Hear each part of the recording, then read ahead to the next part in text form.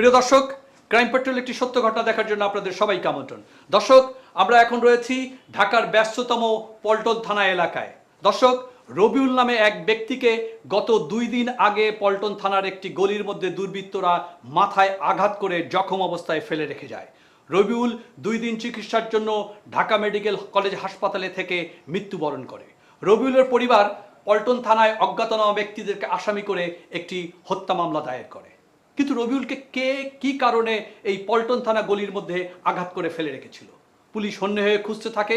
রবিউলের পারিবারিক কোনো কারণে রবিউল খুন হলো, না কোনো আদম ব্যবসার সঙ্গে রবিউলের সম্পৃক্ততা রয়েছে? দর্শক, চলুন দেখে আসি সেই ঘটনা কিভাবে পল্টন থানা পুলিশ উদ্ঘাটন করে। আচ্ছা, রবিউলের অফিসার তার আশেপাশে খোঁজ খবর নিতে পেরেছিলেন? জি স্যার, রবিউল যেদিন খুন হয়েছিল সেদিন সে অফিসে যায়নি স্যার। আর আশপাশের লোকজন বলছে সে কারোর সঙ্গে কোনো ঝগড়া বিবাদও করেনি স্যার। আর একটা খবর পেয়েছিলাম, সেটা হচ্ছে ওর সহযোগী রবিউলের সহকারী যে, তার সম্পর্কে খোঁজ খবর নেওয়া গেছে? নেগেটিভ স্যার, ঘটনার দিন থেকে কারো কোনো যোগাযোগ পাওয়া যাচ্ছে না স্যার। মিসেসের সাথে কথা বলে ওর সহকারী আলিম সম্পর্কে কিছু জানতে পেরেছেন? রবিউলের অফিস বা তার অফিসের স্টাফ সম্পর্কে তার কোনো ধারণাই নাই স্যার। এখানে একটা সমস্যা আছে। আচ্ছা, পিয়নের খবরটা পেয়েছিলেন? তার কোনো অ্যাড্রেস পাচ্ছি না স্যার। আরে বাবা, পাশের অফিসের পিয়নের কাছ থেকেই তো রবিউলের অফিসের পিয়নের খোঁজ খবরটা নিতে পারেন। স্যার, পাশের অফিসের পিয়নের নাম শাহিন, আমি তার নাম্বারটা নিয়ে এসেছি স্যার। গুড, নাম্বারটা দিয়ে আপনি এই অফিসের পিয়ন আলিমের খোঁজ খবর পাওয়া যাবে। বলো তো তোমার বসকে কে মেরেছে? স্যার আমি জানি না। কে জানে তাহলে? তোমার বসের মোবাইলে যে একটা নাম্বার সেভ করা ছিল আলিম, সেই নাম্বারটা আমরা পাইনি। স্যার ওর নাম তো আলিম না, ওর নাম তো জামিল। জামিল? জি স্যার। আচ্ছা, ওর নাম্বার আছে? জি স্যার। দেখি দাও তো, কি মোবাইলে সেভ করা আছে? হ্যালো, কে বলছেন? এই আপনি পালিয়ে বেড়াচ্ছেন কেন? কি বাজে বকছেন? পালিয়ে বেরোবো কেন? তা আপনার ফোন বন্ধ থাকে কেন? ফোন বন্ধ থাকলে আপনি পেলেন কিভাবে আমাকে? আচ্ছা ভাই, আপনি কে বলছেন বলেন তো ভাই? আমি মিন্টু বলছি। ওই যে রবিউল ভাই আসলো না, রবিউল ভাইয়ের কাছে আমি 5টা না 7টা বই দিয়েছিলাম। সে তো মারা গেছে, জানেন না? সে তো মারা যায়নি, তাকে মেরে ফেলা হয়েছে। আমাকে আপনার কি দরকার? আচ্ছা যা হোক ভাই, ওই আপনার শ্রীপুর এলাকায় এসেছি আমি পাসপোর্টের বিষয়ে আপনার সাথে কথা বলতে চাচ্ছিলাম। এখন আপনি কোথায়? আমি আপনার যে বাড়ির পাশে রাস্তাটা আছে, রাস্তার এই একটু কাছাকাছি আছি। আচ্ছা, আপনি এক কাজ করুন, আপনি আমার রাস্তার পাশে একটা মাঠ আছে, দেখেন মাঠের কর্নারে আমি বসে আছি, আপনি আসেন, আসেন কথা বলি। আচ্ছা আচ্ছা ঠিক আছে, প্লিজ একটু দয়া করে বসে থাকুন, আমি আসছি।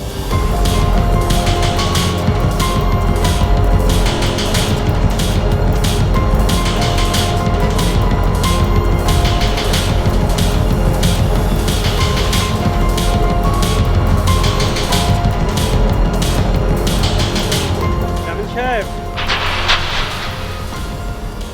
আমরা ঢাকার পল্টন থানা থেকে আসছি, আপনাকে একটু আমাদের সাথে ঢাকায় যেতে হবে। কেন ঢাকায় যাব? আমার নামে কি কোনো মামলা হয়েছে? থানায় গিয়ে আপনি আমাদের স্যারের সাথে কথা বলে চলে আসবেন। আচ্ছা, কাজ করে আমি বাসা থেকে জামাটা চেঞ্জ করে আসি। না না, আপনার ড্রেস চেঞ্জ করতে হবে না। আরে এগুলো কথা বাদ দেন তো, আপনি চলেন। চলেন, আমি জামাটা চেঞ্জ করে আসি। কোনো চেঞ্জ করবেন না, চলেন।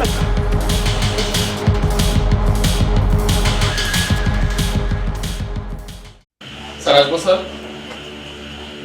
হ্যাঁ, আসুন। স্যার, কি অবস্থা বলেন তো? স্যার জামিলকে নিয়ে আসা হয়েছে স্যার, আপনি কি জিজ্ঞাসাবাদ করবেন স্যার? আমি জিজ্ঞাসাবাদ করব? আপনারাই করেন মঞ্জুর। স্যার, আপনি তো টেকনিক জানেন অনেক, টেকনিক অনুপাতে তাকে জিজ্ঞেস করেন, দেখেন কি পাওয়া যায়। স্যার আমি আশপাশের অফিসে খোঁজ খবর নিয়েছি স্যার। এই জামিল রবিউলের ভালো মন্দ সব কিছু জানতো স্যার। তাহলে তো আপনি অর্ধেকটা এগিয়েই আছেন। স্যার, যান, তাহলে প্রশ্ন করে উত্তরগুলি বের করে নেন। একটা জিনিস মনে রাখবেন, কিন্তু ওরা কিন্তু মানুষকে অনেক স্বপ্ন দেখায়। স্যার, আমি এই স্বপ্ন টপ্ন বিশ্বাস করি না স্যার। আমার জীবনে কোনো স্বপ্ন পূরণ হয়নি আজ পর্যন্ত। স্বপ্ন বিশ্বাস করেন না, স্বপ্ন থাকতে হয়। স্বপ্ন হচ্ছে 2 রকম, একটা হচ্ছে ঘুমিয়ে ঘুমিয়ে স্বপ্ন দেখা, একটা জেগে জেগে স্বপ্ন দেখা। আপনি যদি জেগে স্বপ্ন দেখেন তাহলে আপনার জীবনটা সুন্দর হবে, আপনি কাঙ্ক্ষিত জায়গায় পৌঁছতে পারবেন। আর যদি ঘুমিয়ে স্বপ্ন দেখেন তাহলে সেটা স্বপ্নই থাকবে, সেটা বাস্তবতার সাথে কোনো মিল নেই। এই যে আমরা প্রথমে ভেবেছি যে রবিউলের খুনিকে ধরবো, এটা হচ্ছে একটা স্বপ্ন। এই স্বপ্নটা দেখার পর আপনারা কষ্ট করে শ্রীপুর থেকে তার সহকারীকে ধরে আনলেন। এটা হচ্ছে বাস্তবতা। জেগে স্বপ্ন দেখলে বাস্তবতা মেনে এটাকে সুন্দর করা যায়। যেমন এটা আমরা সুন্দরের পথে গিয়েছি। আমাদের এই সাসপেক্টটা ভেরি স্ট্রং সাসপেক্ট।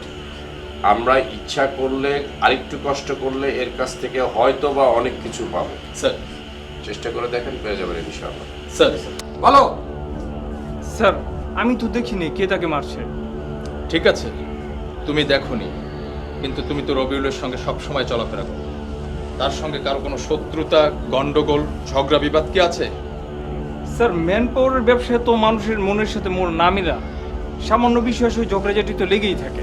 কি ধরনের সমস্যা তৈরি হয় তোমাদের সাথে?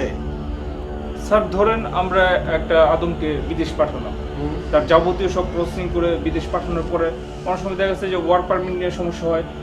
তারপরে এটা নিয়ে দেখা গেল যে আমাদের ওদের ফ্যামিলির সাথে ঝামেলা হয়, ওদের সাথে ঝামেলা হয়।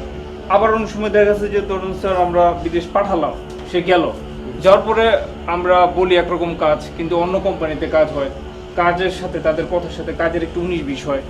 এটা নিয়ে দেখা গেল যে তারা তাদের ফ্যামিলিরে জানালো, ফ্যামিলির সবাই এসে আমাদের সাথে ঝগড়াঝাটি করে। তো এরকম টুকটাক ঝগড়া আমাদের মধ্যে ঝামেলা হয়। বাহ বাহ বাহ বাহ, তোমরা যারা বিদেশে লোক পাঠাও তোমরা কোনো ঝামেলা করো না, আর ওই গ্রামের সহজ সরল সাধারণ মানুষ তারা তোমাদের সঙ্গে ঝামেলা করে, তাই না? তা ঠিক না স্যার। তোমরা তো এক চাকরি বলে আর এক চাকরিতে ঢুকাও। হ্যাঁ স্যার, এরকম একটা ঘটনা ঘটেছিল রবিউলের সাথে। কি ঘটনা বলো? তাইলে স্যার শোনেন। কিরে দোস্ত, কি হয়েছে তোর? টেনশন নাকি? আরে বেটা, ওই ইন্নাত আছে না, ইন্নাত হয়ে আছে। ওরে তো ওই সিটি কর্পোরেশনের কাজে ক্লিনারের কাজে দিছিলাম সৈদর। ওই তো সাটা হয়ে চলে আইছি বাংলাদেশ। এখন আবার টাকা ফেরত চাইতেছে, কদিন কি করি? কি করবি? তুই তো ঠিকঠাক মতো পাঠাইছ, সে থাকতে পারে না, তার দোষ। হ, কিন্তু সে তো সাটা হয়ে চলে আইছে।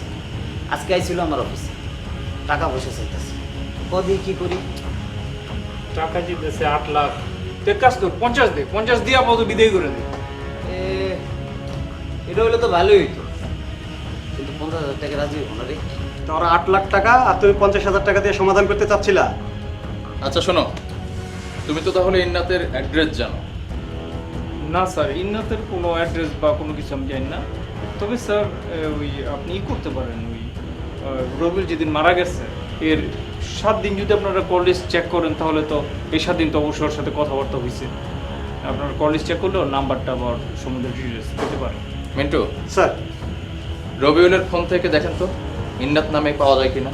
পুলিশ ভিকটিম রবিউলের মামলা নিয়ে তদন্তে হিমশিম খাচ্ছে। মোবাইলের কল লিস্ট এবং রেকর্ড পর্যালোচনা করে একটি নাম্বারকে শনাক্ত করা হয়।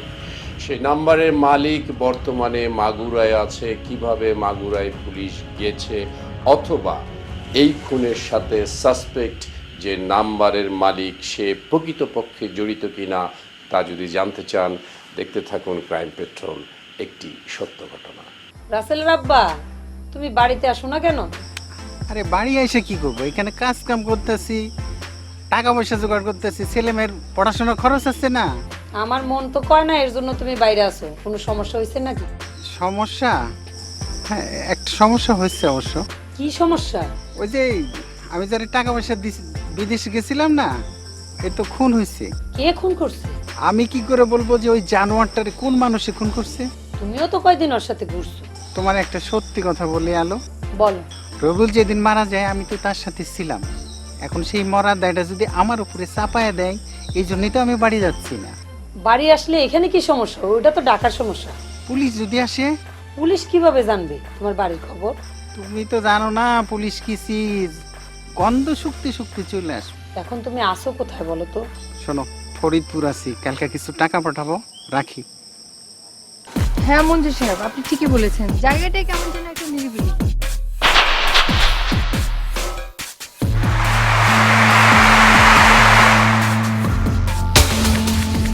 হ্যাঁ বলুন। ওয়ালাইকুম আসসালাম। আপনার কি পুলিশ? হ্যাঁ পুলিশ। এখানে নতুন আছি? না, এই থানার না, আমি এসআই মঞ্জুর। ঢাকা ধরতে আছেন স্যার এলাকায়? আচ্ছা, আপনি আবার কি?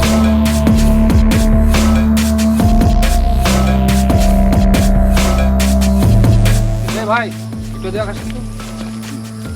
আচ্ছা, এখানে ইন্নাত নামের একজন লোকের বাড়ি আছে, কোন দিকে বলতে পারবেন?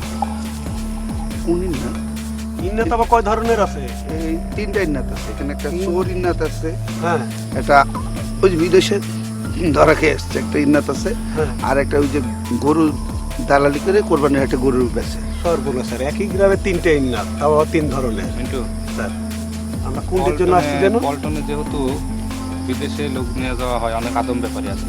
হ্যাঁ হ্যাঁ, পল্টনে অনেক রিক্স থেকে আমাদের ওই বিদেশি ইন্নাতি দরকার। হ্যাঁ, ঠিক আছে। ওই যে বিদেশি যে ইন্নাত, মানে বিদেশ গেছিল, ওর বাসাটা কোন দিকে বলতে পারেন? বিদেশি ইন্নাতের ভিসা আসছে, হ্যাঁ, আমরা ওই বিশেষ সংক্রান্ত এজেন্সি থেকে- বিষয়ে কথা বলতে এসেছি। আমার ভিসা দেওয়ার দরকার না। ওই যে একবার যে ধরা খেয়েছে দিয়ে না, আমার ওই ভিসাটা দেন, আমি চলেন, আপনাদের কিছু টাকা দেবো। আচ্ছা, আপনি ঠিকানাটা আগে দেন, তারপর আপনার বিষয়টা পরে দেখছি। বাসাটা- আচ্ছা, আর এই ওই ইন্নাতের বাড়িতে যে এটা সামনে যাবেন, এটার পরে আমি এখানে দেখাচ্ছি। ওরা ভিসা টিসা দিয়ে না, দেখেন আগে কথা বলে, যদি কম টাকা দেয় না দেয়, আমি নগদ টাকা দিয়ে ভিসা দিই। আচ্ছা, ঠিক আছে ভাই, আপনি যান। ধন্যবাদ, ধন্যবাদ। যান, আপনি যান। আপনার সাথে, আপনি আমাদের সাথে পরে যোগাযোগ করেন। ভিসাটা যান। যে আবার দেখে নিত।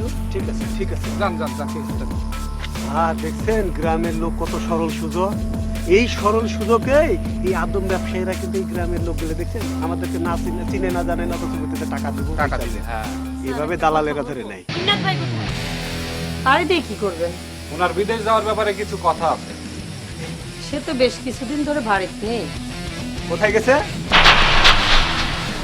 মিথ্যা কথা বলবেন না, তাহলে কিন্তু আপনার অসুবিধা হবে। এই, এদিকে আসো। আমরা পুলিশ। আপনি যদি আপনার স্বামী কোথায় আছে না বলেন, আমরা ওকে ধরে নিয়ে যাব। আমার আব্বা কি করছে? আপনার আব্বা রবিউল নামে একজনকে খুন করেছে। মিথ্যা কথা, আমার আব্বা জীবনে ফোন করতে পারে না। মিথ্যা কথা? তাহলে আপনার বাবা কোথায়? কাজে গেছে, কোথায় কাজে গেছে? জানি না, বলে দেন। প্লিজ, আপনি বলুন। ও ছাড়েন, ও কি করেছে? এই মিন্টু, ধরেন। রাখেন, সে তো ফরিদপুরে। হ্যাঁ, ফরিদপুরে? ফরিদপুরে কোথায়? ফরিদপুর তো অনেক বড় জায়গা, ঠিকানা জানা আছে? চলেন, সামনে আমাদের স্যার আছে, স্যার একটু কথা বলবো আপনাদের সাথে, সমস্যা হবে না।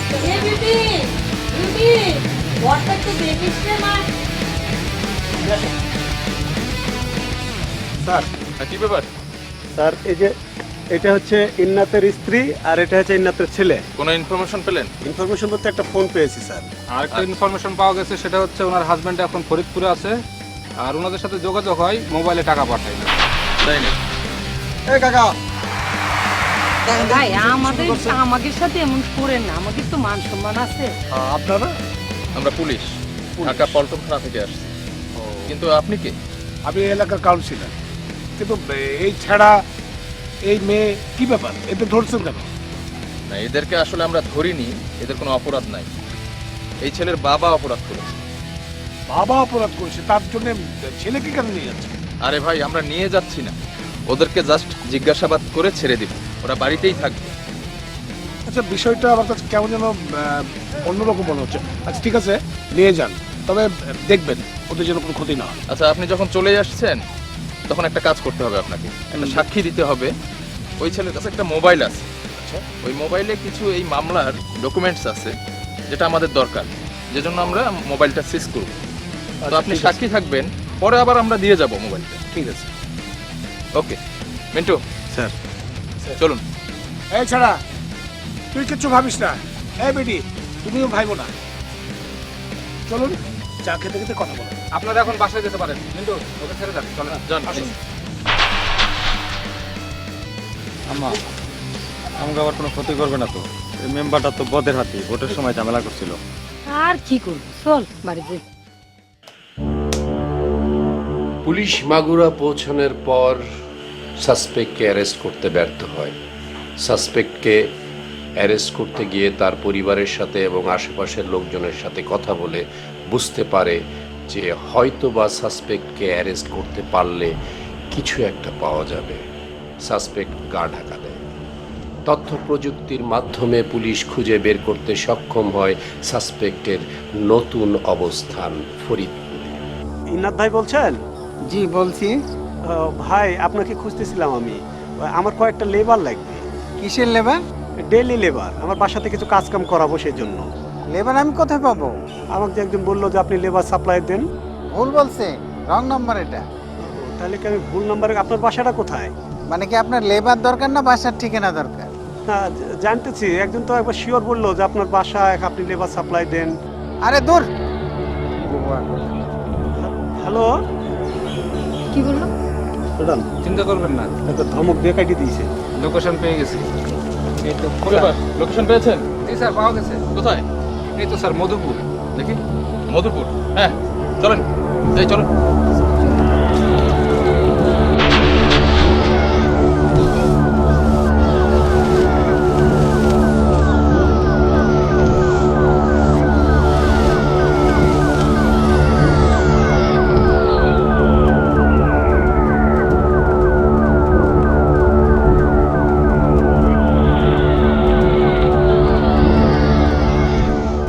এই মুরব্বী, এদিকে আসেন তো।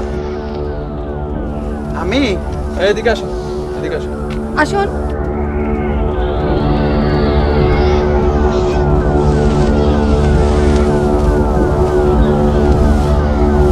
এই যে মুরব্বী, যে আপনার বাসা কোথায়? আমার বাসা হবে সামনে।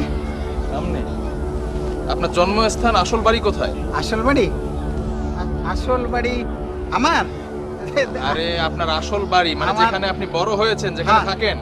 আসল বাড়ি বড় আচ্ছা, আপনি কি তাহলে মাগুরা থেকে এসেছেন? কিসের মাগুরাটা দেখেন, কি একটা কথা, ধর বাজে একটা ব্যাপার। এই মুরব্বী, দাঁড়ান, দাঁড়ান, দাঁড়ান, দাঁড়ান, দাঁড়ান, দাঁড়ান। আরে কথা শুনেন না, স্যারেরা কি বলে শুনেন।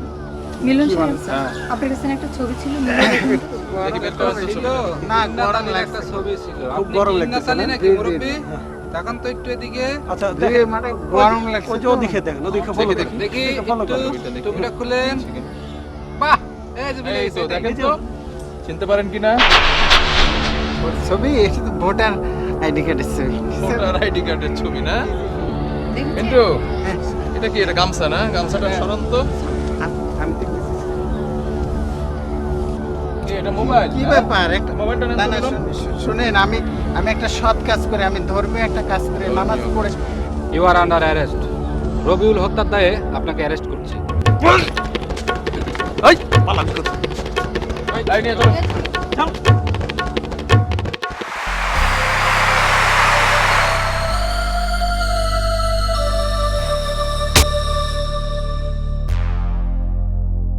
আম্মা, কিরে আব্বার তো সত্যি সত্যি পুলিশে ধরে নিয়ে গেছে। কি কর? আব্বাই নাকি সত্যিই ফোন করছে রবিউলকে। কি করছ তুই গেলে? তাই তো শুনলাম, সবাই কইলো। হায় হায়, এখন আমাকে কি গো? কেমন কেমন কি হলো? আল্লাহ, এখন কোর্ট কাছারি করো, এই টাকাটাও তো নাই। আম্মা আমাকে যা আছে সব কিছু বিক্রি করে ফেলো, তাও আব্বারে বাঁচাও। আছে কি বিটাটা ছাড়া? দরকার হলে তাই বেচো। কি করতে এগুলো? কি করতে দেবে? তুই তুই তুই জানোস, আমি জানি না, আমি কিছু জানি না, আমার কাছে বাজান কিচ্ছু নাই, আমি কিছু দিতে পারব না বাজান, আমি কিছু দিতে পারব না বাজান, তুই তুই কি করবি বাজান, আমি জানি আম্মা না। তুমি আবার নানা বাড়িতে যাচ্ছিলে। আপনি তো জিজ্ঞাসাবাদ শুরু করেছিলেন আসার সময়? স্যার, আসার সময় কিছু জিজ্ঞাসা করেছি, কিন্তু সে তো স্বীকারই করতে চাচ্ছে না যে সে ইন্না, তার নামটাও স্বীকার করতে চাচ্ছে না সে। দেখেন, অপরাধীরা প্রথমে সবাই মসজিদের ইমাম সাহেব সাজতে চেষ্টা করে, এটাই স্বাভাবিক। স্যার, আমি ওকে যখন ফোন দিয়েছিলাম, আমাকে ওর জোরে একটা ধমক দিয়েছে। আমি যখন ওর নাম জিজ্ঞাসা করেছি, সেটা স্যারকে বলছিলাম। ওইটাই তো মন্ত্রী বললাম, সাহেব খুব ভয় পেয়েছিল স্যার। ভয় পাওয়ার কিছু নাই, ভয় পাবেন কেন? কারণ ওইখানে পুলিশ চাকরি করে, আমরা ঢাকা শহরে চাকরি করি। ওইখানে ওরা যদি টিকে থাকতে পারে, আমরা ঢাকা থেকে যাই টিকতে পারবো না? না স্যার, আর উই আর ট্রেন্ড পিপুল, আমরা ট্রেনিং করছি, আমরা সব কিছু জানি, সব কিছু বুঝি, সুতরাং ওদের চাইতে আমরা অনেক শক্তিশালী। স্যার, এখন শুরু করেন, জিজ্ঞাসাবাদ শুরু করেন। স্যার, এখনই আমার ফাঁসি দিয়ে মেরে ফেলে স্যার, এখনই আমার ফাঁসি দিয়ে মেরে ফেলে। কিন্তু কেন তোমার এই পরিস্থিতিতে পড়তে হলো কেন? শুনবেন স্যার, তাইলে শুনেন। এই যে এনজিওর লোকজন আসে, এই যে কিস্তি কিস্তি করে বাড়ির উপরে, যে কি বলবো, আমার আর মনে হয় না যে আমি এই দুনিয়াতে থাকি। হ্যাঁ, মরে গেলে তো হইলই, আমার মা বেটা আমরা কি করব? তুমি মরে তো যাই আবার গেলা, আমাদের কি হবে? বাবা, আমাকে বিদেশে পাঠাও। তুই বিদেশ দেয় কি করবি? কাজ করবো। তুই কাজ করবি, আমি বাচ্চা থাকতে তুই কাজ করবি। ও এই আর কি। শোনো, বিদেশ যদি যাওয়া লাগে আমি যাব, হ্যাঁ তুমি বিদেশ যাবা, আবার লোন থেকে টাকা পয়সা উঠাবো, আবার অমুকের কাছে হাত পাতবো, এটা করবো সেটা করবো, তারপরে দেখা গেল কি আবার আইসা আমার ঘাড়েই পড়বে। আমি বাবা এগুলো বুঝি না, আমি জানি না, তুমি আবারও যাবা আবারও ধরা খাইবা, আমি বুঝতেছি না। আমি হ্যালো, একটা কথা বোঝার চেষ্টা করো। এইভাবে মাথা গরম করলে কিন্তু সমস্যার সমাধান হবে না। একটা সমস্যার সমাধান করতে হলে এখন কি করতে হবে, যে দিক থেকে হোক কিছু টাকা পয়সা জোগাড় করতে হবে। সে বিদেশ যেতে চাই, যদি কিছু ইনকাম টিনকাম করতে পারলে বাড়ি ঘর বিজনেস টিজনেস করবে আর কি। দেখো যদি মিডল ইস্ট কোনো কান্ট্রিতে তাকে পাঠাতে পারো। বুঝতে পারছি ভাই, আপনার কাছের লোক মানে আমার কাছে, সেই তারে জন্যই তো। পাঠানোর সব ব্যবস্থা আমার। তো আপনি কবে যাইতে চান? মানে যত তাড়াতাড়ি হয়। হ্যাঁ, যত তাড়াতাড়ি সম্ভব। আচ্ছা আচ্ছা আচ্ছা, তাহলে কোন দেশে ভিসা লাগাবো বলেন তো? ওই যে বললাম না, মিডল ইস্ট, সৌদি আরব, কুয়েত। সৌদি আরবের একটা ভিসা আছে, যেহেতু কইলেন কাছের লোক, আপনার দূরে পাঠানো না, খুবই ভালো ভিসা। কি না বলেছিলাম না, হয়ে যাবে। তা কবে পাঠাতে হবে? আমি কথা বলে দেখি ক্লিনারে, পারবেন তো? হ্যাঁ হ্যাঁ, ওই যে পরিষ্কার পরিষ্কার পরিচ্ছন্ন। মানে শহরে না গ্রামে থাকতে হবে? না, আপনি শহরেই থাকবেন। হ্যাঁ, এই ওভারটাইম সহ আপনার লাখখানিক টাকা বেতনের মতন হবে। বাহ, তাহলে কি আমি কি তাহলে প্রসেসিং শুরু করবো? হ্যাঁ প্রসেসিং। হ্যাঁ, ওই তো প্রসেসিং তো করবেনই। এই ওই তা কত টাকা লাগতে পারে? সবকিছু মিলে লাখ 5 5 লাখ পাবে না? পাবে। ঠিক আছে, তাহলে এটাই কথা রইলো। আপনার একটা কাজ করেন, কি? আমার তো প্রসেসিং করতে হবে তাই না? আপনি লাখখানিক টাকা ব্যবস্থা রাখেন, আমি 2 দিনের মধ্যে প্রসেসিং শুরু করে দেবো। আপনার ওই পাসপোর্টটা আছে? জি জি জি, এই তো পাসপোর্ট।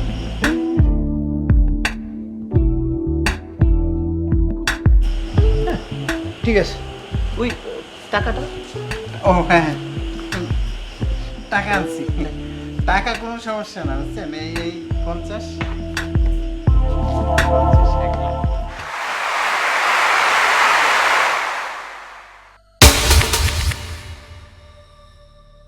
হ্যালো, হ্যাঁ হ্যালো, কেমন আছো তুমি? আমি ভালো নাই। হ্যালো, কেন, কি হয়েছে? শোনো, যে দালাল আমাদের পাঠাইছে, ওয়ান পারফেক্ট নাই। আমি কাজ পাই না, 1 মাস আমি এক জায়গায় থেকে খেয়ে আছি। কি বলতেছো তুমি এগুলা? শোনো, আমার আরো 5 মাস এরকম টাকা লাগবে, আমি কোনো বেতন টেতন পাবো না। ওয়াল্লাহ, এগুলা তুমি কি বলতেছো? 1 মাস হয়ে গেছে তুমি ওইখানে গেছো, যাওয়ার পরে কোনো টাকা পয়সা পাঠাও নাই। আমি হাঁস মুরগি বিক্রি করে যেভাবে হোক চলতেছি, কিন্তু বাকি 6 মাস কেমনি চলবো বলো? মরণ ছাড়া তো উপায় নাই দেখা যায়। আমি চলে আসি, কালো দেশে চলে আসি। তুমি ওর কথা মুখে আইনো না গো, আমি তোমাকে না করছিলাম। তুমি যাইও না, তুমি শুনো নাই, তুমি কারো কথাই শুনো না। এখন দেখছো কি অবস্থা, ওই দালালের সাথে একটু ফোন দিয়ে যোগাযোগ করো, দেখো উনি কি বলে। শোনো, ওরা আমি এখানে এসে ফোন দিয়েছিলাম, আমার ফোন ধরা নাই। আচ্ছা, দেখি অন্য কোনো নাম্বার থেকে ফোন দিয়ে দেখি। বাড়ির বিটাটা মনে হয় আমি বিক্রি করা লাগবো। আমি তোমারে বলছিলাম তুমি যাইও না, তুমি আমার কথা শোনো নাই। একটা মরুভূমির মধ্যে পড়ে আছি। তুমি কি খাইতেছো, কি করতেছো তুমি? খাওয়া দাওয়া কি পাইতেছো তুমি ঠিক মতো? আর ওইটা শুনো না, দোয়া করো যেন বাইসে থাকি। আলো ঠিক আছে, বাইসা দাও। টাকা নাই তো, বেশি কথা। অনেক কষ্টে 8 লক্ষ টাকা রবিউলের হাতে তুলে দিয়ে পাড়ি জমিয়েছে সৌদি আরবে ইন্নাত আলী। কথা ছিল ভালো কোনো জায়গায় ক্লিনারের চাকরি দেওয়া হবে। বাস্তবে দেখা গেল মরুভূমির মধ্যে পাকা রাস্তার উপর তাকে কাজ দেওয়া হয়েছে, তাও আবার 6 মাস অন ট্রায়াল বেসিস। ঠিক 5 মাসের মাথায় তাকে চাকরিচ্যুত করে দেশে ফেরত পাঠানো হলো। তারপর কি হয়েছে আপনি বুঝতেছেন না? কি হয়েছে বুঝতেছেন না? যে কি ভিসা বলে পাঠাইছেন? বেতন নাই, খাবার নাই, মরুভূমির মধ্যে পড়েছিলাম। শোনেন, টাকা ফেলান। ব্যাপারটা কিন্তু আমার দোষে কিছু না। এটা টোটালি একটা মিস্টেক। কোনো মিস্টেক সান্ত্বনা দিয়ে লাভ নাই, টাকা ফেলান। আপনি ব্যাপারটা বুঝতেছেন না। বিচার তো আর আমরা ইয়া করি না। ঠিক আছে, কে করে? আমরা যাদের সাথে কথা বলছি তারা এটা করে। চলেন দেখি কোন অফিসে আপনি কার কাছে টাকা দিচ্ছেন তার সাথে মিট করে দেবেন। আজকে উঠেন। এটা আমার পার্টনার আছে, ওর সাথে আমি কথা বলে আমি আপনাদের ফোনে জানাবো। কোনো কথা হবে না, এখন নিয়ে যাবেন আপনি আমাকে ওই অফিসে। আপনি একটা কাজ করেন, আপনি কালকে আসেন, দেখি কি করা যাবে। শোনেন, কালকে আসলে থাকবেন তো অফিসে? আরে থাকবো না কেন, কি আশ্চর্য! আপনি কি আমাদের চিটের ব্যাপার মনে করেন নাকি? না, চিটার বাটপার না। ফোন ধরেন না আপনি। সৌদি আরবে আমি যাওয়ার পরে কতদিন আপনাকে ফোন দিছি না? তো আপনার আননোন নাম্বার তো জন্য ধরি নাই। ঠিক আচ্ছা, আছে। আপনি কালকে আসেন, আমি একটা ব্যবস্থা করছি। কালকেই আসবো, এবং ওই লোকের সাথে আপনি আগে যোগাযোগ রাখবেন, বেশি ঘোরাঘুরি হবে না। ঠিক আছে?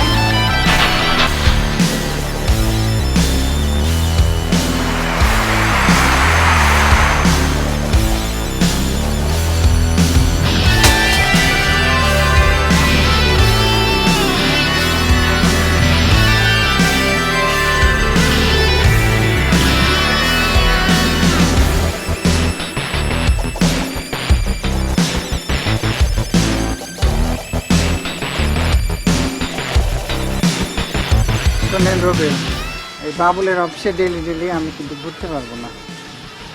আমি আপনারে টাকা দিচ্ছি, আপনি আমারে টাকা দেন। আর এই বাবুলের কাছে তো আমিও কতগুলো টাকা পাই। আর বাবুল যে এমন একটা কাম করবো আমি কোনোদিন কল্পনাও করতে পারি নাই। ওরে পাইলে আমি কুচি কুচি করে গাঙ্গে বাসাই দিই। আচ্ছা, সেইটা আপনি করেন, কিন্তু এখন আমার টাকাটা দেওয়ার ব্যবস্থা করেন। আমার খুব সমস্যা, আমাকে অন্তত কিছু টাকা দেন তো। ভাই আপনি শোনেন, বুঝছি, কিন্তু একদিন 2 দিন করতে যদি 6 মাসে এখন অফিস না খোলে। আপনি এত চিন্তা করেন না। আপনি কাল সন্ধ্যার সময় আসেন, দেখি আমি একটা ব্যবস্থা করতে পারি কিনা। দেখি করে আর কয়দিন? বাবুলটারে পাইলেই তো হয়ে যায়। আর ও যে এমন একটা কাজ করবো আমি কল্পনাও চিন্তা করতে পারি না।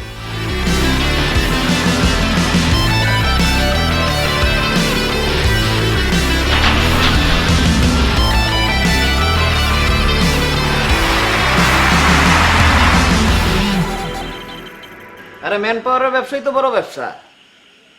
এই ব্যবসা করেই তো আমি বড় হয়েছি। বাড়ি গাড়ি সব তো এই ব্যবসা দিয়েই কিনলাম। আর তোমার বাপে আমারে কয় টাকা দিব তুমি যে আমার এই ব্যবসা ছাড়তে কও? না না না, আমি কথা বন্ধ। কোনো চিটারি চলবে না। বাবুলের অফিস টফিস আমি ঠাবাই না, ওইসব গোষ্ঠী খেলায় বাবুলের। তাই টাকা বলা, 1 কোটি টাকা বলা তুই। আচ্ছা ভাই শুনেন, আপনি তো উত্তেজিত হয়ে যেতেছেন। উত্তেজিত হব না না? বাবুলের কাছে আমিও 20 লাখ টাকা পাই। আরে তুই 20-40-এর খেতাপুরি, আমার 8 লাখ টাকা তুই আজকা দিবি, আজকা। চলেন বাবুলের অফিসে, ওরা ধরি গিয়া আমিও তো টাকা পাই ওর কাছে। চল, এখন চল। ওই অফিস যদি বন্ধ থাকে? আরে বন্ধ থাকবো, ও আছে না, চলেন।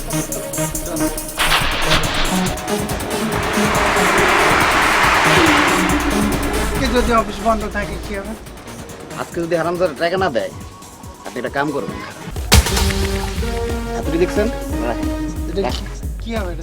ওর মাথায় মারবেন। ওর মাথায় মাইরা লোকারে যত টাকা পয়সা আছে সব আপনারা নিয়ে দিন। আমি জানি ওর লোকারে টাকা আছে, আমি জানি। চলুন সামনে যাই। এই সিটারের বাচ্চা, সিটার! এই আমার আর কোনো কথা নাই, তুই এখন আমারে টাকা দিবি। 8 লাখ টাকা দিছি, 8 লাখ টাকা তোর কাছ থেকে এখন আমি নেবো 1.5 লাখ টাকা। কি রে? আমি ভিসা দিছি না তোরা? ভিসা দিছিস? এই কিসের ভিসা দিছিস তুই? কইছিস কিসের ভিসা দিছিস? কিসের ভিসা? ওয়ার্ক পারমিট নাই, আমি না খাইয়া না দেয়া সৌদি আরব থেকে কত কষ্ট করে আসছি। কথা কম, টাকা দে। সাহস কম না রে? সাহসের কি দেখছিস? শোন, বাপ দাদার নিজের স্থাবর সম্পত্তি বেচা শ্বশুর বাড়ি থেকে টাকা নিয়ে এসে 8 লাখ টাকা দিয়েছি। টাকা ভালো, আজকে টাকা না নিয়ে আমি যাবো না। টাকা দিব না। এই আমার সমস্ত শেষ করে নিজের বউরে দিয়ে টাকা হাওলাত করে লোন করে তোরে আমি টাকা দিছি। টাকা ফেলা, একদম টাকা ফেলা। টাকা দিছি, দে টাকা দে। এত লোন করি তোর বউরে দেখান কি করে করা?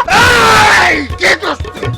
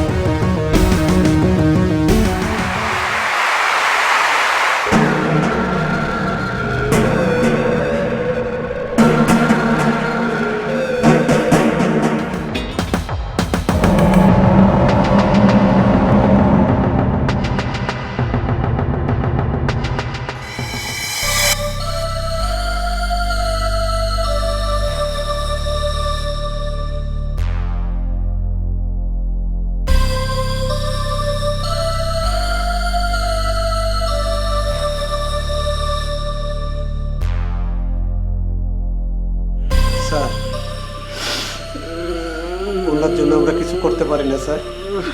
মিন্টু, করতে পারলে তো ভালোই হতো। আপনি যদি একবার আমাদের জানাতেন তাহলে আজ এই পরিস্থিতিতে পড়তে হতো না আপনার। বিশেষ করে স্যার এই টাকা, সুদের টাকা, লোনের টাকা, এনজিও কিস্তির টাকা বাড়তে বাড়তে লক্ষ লক্ষ হতে হতে 10 লক্ষ টাকা হয়ে গেছিল স্যার। রবিউলের কাছে ঘুরতে ঘুরতে একটার পর একটা ডেট, তাও আমি অনেক ধৈর্য ধরেছিলাম স্যার। কিন্তু রবিউলের একটি কথার কারণে কি হতে কি যে হয়ে গেল স্যার। স্যার আমার অজান্তে এই দুর্ঘটনা, এই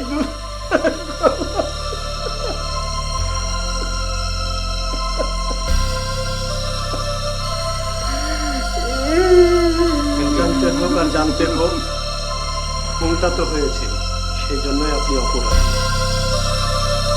চলুন মিন্টু, চলুন।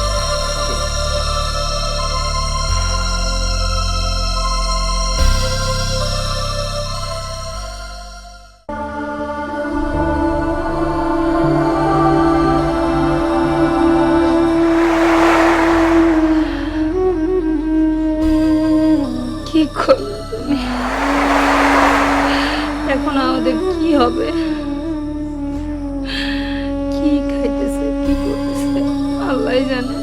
আব্বা তুমি কে খুন করতে গেল? বাড়িতে আমরা সবাই কিছু করতাম, আবার তোমার রাত করে থাকে।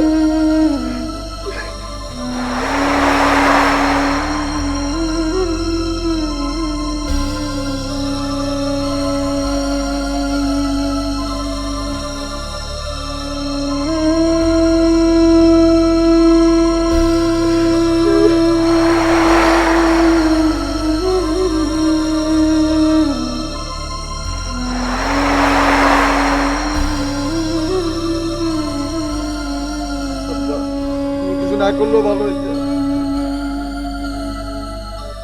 ইন্নাত আলীর ঘটনাটা অনেক মর্মান্তিক, দুঃখজনক। এই ইতিহাসটা সবাইকেই মর্মাহত করবে। সে ভুল করেছে একটাই, সেটা হচ্ছে যে সে নিজের হাতে আইনটা তুলে নিয়েছে। আইন কখনোই নিজের হাতে নিতে নেই। ওরা যদি আমার কাছে এসে কমপ্লেন করতো, আমি এই টাকাটা তুলে দেওয়ার ব্যবস্থা করতাম, অথবা একটা না একটা আইনগত দিক তাকে নির্দেশনা দিতাম, অথবা আমি তাকে বলতাম যে তুমি এইভাবে কাজ করো। এখন কি হলো? আইনটা হাতে তুলে নেওয়ার জন্য সে সারাটা জীবন জেলে থাকবে। স্যার এই বিষয়টা নিয়ে আমিও খুব কষ্ট পেয়েছি স্যার। আমার যদি সমর্থন থাকে তাহলে আমি তাকে একটু হেল্প করতাম স্যার। না, হেল্প আমরা করতে পারবো না। হেল্প আমরা কি করব? আমরা এত হেল্পলেস। প্রকৃত অর্থে হচ্ছে আপনি যদি আইন নিজের হাতে তুলে নেন, আপনাকে শাস্তি পেতে হবে। আর যদি আইনের গতিতে চলতে দেন, তাহলে আপনি কিছুটা হলেও এখান থেকে বেনিফিটেড হবেন। ওরা আমাদের কাছে কমপ্লেন করলে আমরা কি এটা করতে পারতাম না? আমরা অবশ্যই পারতাম। কিন্তু নিজের হাতে ইমোশনালি আইনটা তুলে নিয়ে সে একটা মার্ডার করে ফেললো। এটা ঠিক না। আইন কখনোই আপনি হাতে নেবেন না। আইনের কাছে যাবেন, যাওয়ার পরে আইনেরকে বলবেন, তারা ব্যবস্থা নেবে। তার ঘটনাটা কিন্তু পুরোপুরি খুবই মর্মান্তিক এবং দুঃখজনক। এরপরও আমরা কেমন অসহায়, তাকে সাহায্য করতে পারছি না, বিকজ উই আর পুলিশ। ঠিক আছে, মন খারাপের কিছু নাই। ওর ওয়েলফেয়ারটা 100% দেখবেন। তো ইমোশনালি করেছে, বিচারকটা কি করবে জানি না। বিচারে তার কি ব্যবস্থা হবে, হয়তো বা বিচারক মহোদয় উনিও চিন্তা করবেন যে না, সব কিছু ঠিক আছে, আমি এটাকে একটু স্যাক্রিফাইস করে দেখি। সেটা উনার ব্যাপার, উনার কোর্টের ব্যাপার, আমাদের ব্যাপার না। আমরা যতটুকু পাবো ততটুকু আমরা পৌঁছে দেবো কোর্টে। ঠিক আছে sir? Thank you so much. আপনাদের অনেক কষ্ট হলো। অনেক কেসের মধ্যে স্যার এটা একটু কষ্টদায়কই কেস, খুবই দুঃখজনক। জি স্যার। এবং এই সমস্ত কষ্টকর, দুঃখজনক, হাস্যকর সবকিছু নিয়েই কিন্তু আমরা পুলিশ। আমরা একটা মজার চাকরি করি, তাই না? কখনো হাসি, কখনো কাঁদি, কখনো কষ্ট পাই, হ্যাঁ, কিন্তু আবার কখনো কিছুই করতে পারি না। যেমন এর কেসটায় আমরা সমস্ত জিনিসগুলি দেখলাম যে খুবই মর্মান্তিক একটা ঘটনা। একটা ছেলে তার সর্বস্ব খুইয়ে বিদেশে গেল, কষ্ট করলো, মরুভূমির মধ্যে থাকলো, এরপরে আবার তাকে চাকরিচ্যুত করে ফেরত পাঠানো হলো, অথচ তার সাথে কন্ট্যাক্ট ছিল তাকে একটা ভালো জায়গায় ক্লিনারের চাকরি দেওয়া হলো। এই ঘটনাটার কারণে সে একটা মার্ডার করে ফেলল। এখন আমরা কি করতে পারি? আসলে স্যার আমাদের কিছু করার নাই। আমাদের কিছু করার নেই। So send him to the court and court will decide যে পরবর্তীতে কি হবে। ঠিক আছে স্যার। Okay, thank you. দর্শক, আপনারা এতক্ষণ দেখলেন গ্রামের একজন সহজ সরল সাধারণ মানুষ ইন্নাত আলী কিভাবে খুনিতে পরিণত হয়েছিল। ইন্নাত আলী বিদেশে যাবার জন্য, তার সংসারকে টিকিয়ে রাখার জন্য তার সম্পত্তি, বিভিন্ন জিনিসপত্র বিক্রি করে সর্বশান্ত হয়ে রবিউলকে 8 লক্ষ টাকা দিয়েছিল বিদেশে যাবার জন্য। দর্শক, বিদেশে যেতে পারেনি, রবিউল তাকে বিদেশে ভালো সুযোগ করে দিতে পারেনি। এই ক্ষোভে রাগে সর্বশান্ত হওয়ার পরে ইন্নাত আলী রবিউলকে আঘাত করে খুন করে। কিন্তু এটাই কি সমাধান? এভাবে কি মানুষ খুনি হয়ে গড়ে উঠতে পারে? রবিউল এই মর্মান্তিক খুনের শিকার হয় আর ইন্নাত আলী হয় একজন খুনি। দর্শক, আপনাদের সবার কাছে আমাদের বিনীত নিবেদন, বিদেশ যাওয়ার জন্য যখন কারো কাছে টাকা দিবেন সুনির্দিষ্ট করে জনশক্তি কর্মসংস্থান ব্যুরোর ক্লিয়ারেন্স ছাড়া কারো কাছে টাকা দেবেন না, তাহলে আপনারা প্রত্যেকেই প্রতারণার শিকার হতে পারেন। দর্শক, দেখা হবে আগামী সপ্তাহে। সে পর্যন্ত ভালো থাকুন, সুস্থ থাকুন, আইনের প্রতি শ্রদ্ধাশীল হন, মাস্ক ব্যবহার করুন, সামাজিক দূরত্ব বজায় রাখুন।